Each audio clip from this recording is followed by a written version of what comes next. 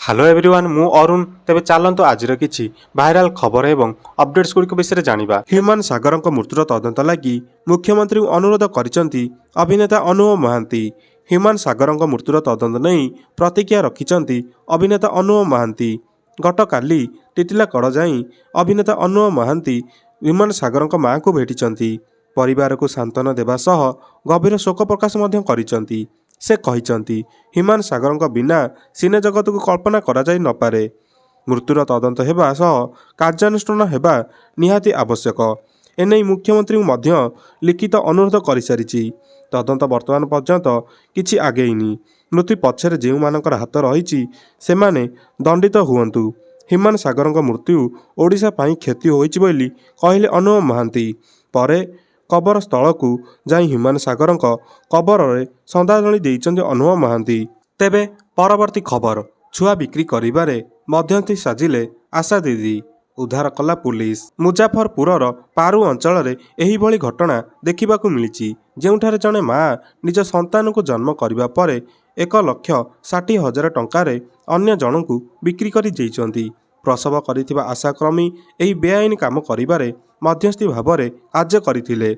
शुक्रवार दिन महिला जनक एक पुत्र संतान को जन्म करिथिबा पिलाटीकू न देई घर को फेरिबा परे घटनार सत्यासत्य सामना को आसीथिला। परे ग्रामवासी एवं तांको ससुरंक सन्देह हेबारु शनिवार दिन स्थानीय ग्राम मुख्य प्रतिनिधि सहित महिला ससुरंकु अधिक पचराउचरा पाई पुलिस स्टेशन को निया जाइथिला। परे पुलिस तदंत परे एही भली घटना सामना को आसीची।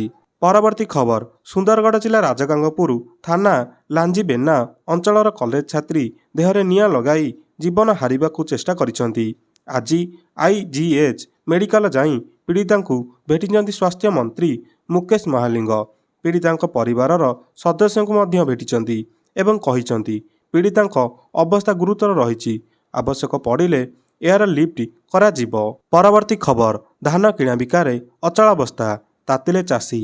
बरगढ़ जिले में गत मास 28 तारिख खरीफ धान संग्रह प्रक्रिया आरंभ होईची। धान संग्रह प्रक्रिया रविवार 10 दिन में पहुंची हेले वर्तमान सुधा धान संग्रह प्रक्रिया स्वाभाविक हो न पारुनाही। एहाकू नहीं चाषी असंतोष लगी रही। एही कर्म रे असंतुष्ट चाषी परिवार बरगढ़ नियंत्रित बजार कमिटी अधीन कल्लापाणी मंडी रे ताला पकाइछंती। परवर्ती खबर ह्यूमान सागरक समाधि पीठरे भो भो होई कांदिले स्त्री श्रिया। ह्यूमान सागरक स्मृति उद्देश्य रविवार अर्थात गतकाली संध्यारे टिटिलागड़ बॉयज हाईस्कूल पड़ियारे ओडिशा कलाकार एकता मंच पक्षरु एक श्रद्धांजलि सभा रखा जाइथिला। एही कार्यक्रम रे जोग देबाकू ह्यूमानक स्त्री श्रिया मध्य पहुंचीथिले। श्रिया स्वामी ह्यूमानक समाधि पीठ को जाई सेठारे श्रद्धांजलि ज्ञापन करी भो भो होई मुंडपिटी कांदिचंती। से कहिचंती निजको कौन करदेले अभिमान करी मते एका करी एमिति चलीगले जहाँ सही हेउनाही। सेहीपरि ह्यूमानक माँ मध्य छाती फटई कांदिचंती कहिचंती मो पुओ को बोहू श्रद्धांजलि दउची मो नातुणी ओ मो बोहू मते संभाळिचंती। परवर्ती खबर भाइराल हेला रोहित शर्माଙ୍କ वीडियो। भारत एवं दक्षिण आफ्रिका मध्य खेला जाइथिबा दिनिकिया सीरीज को टीम इंडिया 2-1 रे जीति नेइची। तेबे विराट कोहली एवं रोहित शर्मा टीम इंडियार एही सीरीज विजय रे हीरो थिले। दक्षिण आफ्रिका विपक्ष रे खेला जाइथिबा दिनिकिया सीरीज रे विराट कोहली एवं रोहित शर्मा मिसी 448 रन करथिले। तेबे असल कथा है एही सीरीज पूर्वरु रोहित शर्मा फिटनेस को नहीं अनेक प्रश्न उठुला। आउ एही सीरीज तांकर फिटनेस एबे चर्चा को आसीची। गोटे समय थिला जेतेबेले रोहित शर्मा दल पाई जेते काम करुथिले मध्य शारीरिक भाव में फिट देखा जाउ नथिले।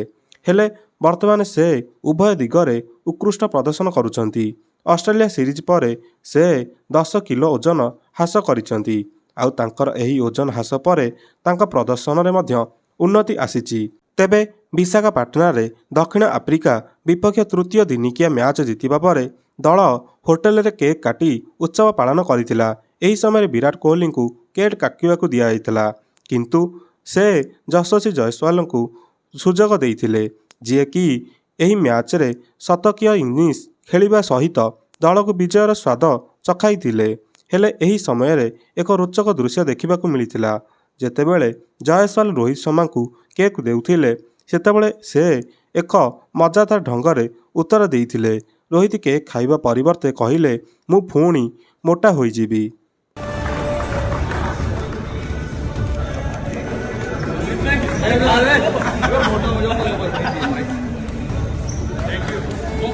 ତେବେ ପରବର୍ତ୍ତୀ ଖବର, ଭୟାବହ ଅଗ୍ନିକାଣ୍ଡ। ଗୋଆର ଏକ ନାଇଟ୍ କ୍ଲବରେ ଅଗ୍ନିକାଣ୍ଡର ଲୋମହର୍ଷଣକାରୀ ଦୃଶ୍ୟ ସୋସିଆଲ ମିଡ଼ିଆରେ ଏବେ ବର୍ତ୍ତମାନ ଭାଇରାଲ ହେଉଛି। ନିଆଁ ଲାଗିବା ଘଟଣାରେ ଜଣେ ପ୍ରତ୍ୟକ୍ଷଦର୍ଶୀ କହିଛନ୍ତି ଯେ ଯେତେବେଳେ ନିଆଁ ଲାଗିଥିଲା ସେତେବେଳେ ଅତି କମରେ 100 ଜଣ ଲୋକ ଡ୍ୟାନ୍ସ ଫ୍ଲୋରରେ ଉପସ୍ଥିତ ଥିଲେ। ନିଜକୁ ବଞ୍ଚାଇବା ପାଇଁ ସେମାନଙ୍କ ମଧ୍ୟରୁ କିଛି ଲୋକ ତଳେ ଥିବା ରୋଷେଇ ଘର ଉପରକୁ ଦୌଡ଼ି ଯାଇଥିଲେ, ତେବେ ଯେଉଁଥିରେ ସେମାନେ କର୍ମଚାରୀଙ୍କ ସହ ଫସି ଯାଇଥିଲେ। ପରବର୍ତ୍ତୀ ଖବର, ଏସ୍ଆଇ ପରୀକ୍ଷା କଳଙ୍କାରୀ ମାମଲା। 3 ଜଣଙ୍କୁ ଅଟକ ରଖି ପଚରାଉଚରା କରୁଛି ସିବିଆଇ। ଏସ୍ଆଇ ପରୀକ୍ଷା କଳଙ୍କାରୀ ମାମଲାରେ ସିବିଆଇ ଛାନଭିନ୍ ଜାରି ରହିଛି। ଆଉ 3 ଜଣଙ୍କୁ ଅଟକ ରଖି ପଚରାଉଚରା କରୁଛି ସିବିଆଇ। ବିରଞ୍ଚିର ସହଯୋଗୀ ନିମାଇଁ ସାହୁ ଏବଂ ଏସ୍ଏସ୍ବି ଯବାନ ଅର୍ଜୁନ ନାୟକଙ୍କୁ ହେପାଜତକୁ ନେଇଛି ସିବିଆଇ।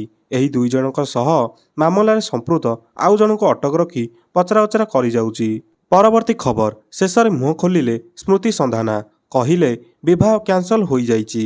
ଶେଷରେ ମୁହଁ ଖୋଲିଲେ ସ୍ମୃତି ସନ୍ଧାନା। ଭାରତୀୟ ମହିଳା କ୍ରିକେଟ ଦଳର ଚର୍ଚ୍ଚିତ ଷ୍ଟାର ଖେଳାଳି ସ୍ମୃତି ସନ୍ଧାନା ଏବେ ନିଜର ବିବାହକୁ ନେଇ ଚର୍ଚ୍ଚାରେ ଅଛନ୍ତି। କାହିଁକିନା ହଠାତ୍ ତାଙ୍କର ବିବାହ ତାରିଖକୁ ଘୁଞ୍ଚାଇ ଦିଆଯାଇଥିଲା। ହେଲେ ଏବେ ସ୍ମୃତି ସନ୍ଧାନା ସାମ୍ନାକୁ ଆସିବା ସହିତ ତାଙ୍କ ବାହାଘର କ୍ୟାନସଲ ହୋଇଯାଇଥିବାର ସୂଚନା ଦେଇଛନ୍ତି। ତେବେ ସ୍ମୃତି ସନ୍ଧାନା ଏବଂ ପଲାଶ ମୁଇଲିଙ୍କ ବିବାହ ସ୍ଥଗିତ ରହିବା ନେଇ ଖୋଦ୍ ସ୍ମୃତି ସନ୍ଧାନା ଏକ ନିଜର ନୀରବତା ଭାଙ୍ଗିଛନ୍ତି। ମନ୍ଦାନା ସୋସିଆଲ ମିଡ଼ିଆରେ ନିଜର ବିବାହ ବାତିଲକୁ ଗ୍ରହଣ କରି ଏକ ବିବୃତ୍ତି ଜାରି କରିଛନ୍ତି। ମନ୍ଦାନା ସୋସିଆଲ ମିଡ଼ିଆରେ ଏକ ପୋଷ୍ଟ ସେୟାର କରି ସୂଚନା ଦେଇ କହିଛନ୍ତି ଯେ ବିବାହ ବାତିଲ ହୋଇଯାଇଛି। ପରବର୍ତ୍ତୀ ଖବର, ଇଣ୍ଡିଗୋ ଉପରେ ଅସନ୍ତୋଷ ଝାଡ଼ିଲେ ବେସାମରିକ ବିମାନ ଚଳାଚଳ ମନ୍ତ୍ରାଳୟ। ଇଣ୍ଡିଗୋ ବିମାନ ସେବା ସଙ୍କଟକୁ ନେଇ ବଡ଼ ଅପଡେଟ୍। ବେସାମରିକ ବିମାନ ଚଳାଚଳ ମନ୍ତ୍ରାଳୟ ଇଣ୍ଡିଗୋ ଉପରେ କ୍ଷୁବ୍ଧ ହୋଇଛି। ଇଣ୍ଡିଗୋ ଦେଇଥିବା ଉତ୍ତର ଅସନ୍ତୋଷଜନକ ନୁହେଁ ବୋଲି କହିଛି ମନ୍ତ୍ରାଳୟ। ଏୟାରଲାଇନ୍ସ ନିଜର 95% ନେଟୱାର୍କ ସଂଯୋଗ ପୁନଃ ସ୍ଥାପିତ କରିସାରିଥିବା କୁହାଯାଇଛି। ଶନିବାର ଦିନ କମ୍ପାନୀର 138ଟି ରୁଟ୍ ମଧ୍ୟରୁ 135ଟିକୁ ବିମାନ ଚଳାଚଳ କରିଛି। ଏହା ସହ ପ୍ରତିଦିନ ପୁଣି 1500ରୁ ଅଧିକ ବିମାନ ସେବା ଯୋଗାଇ ନେଇ ଇଣ୍ଡିଗୋ ବିବୃତ୍ତି ଜାରି କରିଛି। ପୁଣି ଥରେ କ୍ଷମା ମାଗିଛି ଏୟାରଲାଇନ୍ସ। ପରବର୍ତ୍ତୀ ଖବର, ହତ୍ୟା ପରେ ବ୍ୟକ୍ତିଙ୍କୁ ଜାଳିଦେଲେ ଦୁର୍ବୃତ୍ତ। ଗଞ୍ଜାମ ଜିଲ୍ଲା ଖଲିକୋଟ ଥାନା ଅନ୍ତର୍ଗତ ଚିକିଲି ନିକଟସ୍ଥ ମେଦିପୁର ଆଲିପୁର ରାସ୍ତା ସୁଆଳି ପାହାଡ଼ ନିକଟରୁ ଜଣେ ଅଜାଣା ବ୍ୟକ୍ତିଙ୍କ ଗଳିତ ମୃତଦେହ ଜବତ ହୋଇଛି। ମୃତଦେହଟି ପ୍ରାୟ 3-4 ଦିନ ତଳର ହୋଇଥିବା ପୁଲିସ ଅନୁମାନ କରୁଛି। ରବିବାରରେ ସେହି ରାସ୍ତା ଦେଇ ଯାଉଥିବା କିଛି ବ୍ୟକ୍ତି ଦୁର୍ଗନ୍ଧ ହେବାରୁ ସୁଆଳି ପାହାଡ଼ ନିକଟକୁ ଯାଇ ସେଠାରେ ଏକ ଖାଲୁଆ ସ୍ଥାନରେ ଏକ ଗଳିତ ମୃତଦେହ ପଡ଼ିଥିବା ଦେଖି ପୋଲିସକୁ ଖବର କରିଥିଲେ।